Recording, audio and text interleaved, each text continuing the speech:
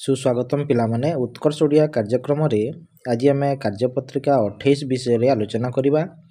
एथिरे गोटे आमर पद्यटे देइछि, पद्यरू आमको किछि शब्द बाहर करिकिना तार आम गद्य रूप लिखिबा।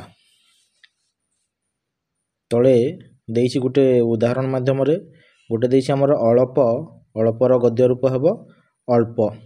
से भलिया आम आउ किछि शब्द नेबा। शब्द गुड़िक है आमर परवर्ती शब्द आम कर लिखा स्वल्प स्वल्प। तापर पुणी नेक्स्ट शब्द को जीवा आमर कल्पनाटा हो पिला माने कल्पना। परवर्ती शब्द गौरव, गौरवटा हम कौन गर्व।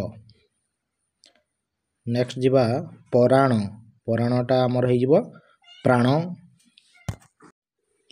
परवर्ती शब्द आमर आसीगला गौरवे, गौरवेटा हो गौरवे। एवं शेष शब्द सपन, सपन को आम लिखा स्वप्न। तापर आम परवर्ती प्रश्न को जीवा। कविताटीरू कौन शिखिले गोटे वाक्य लेख।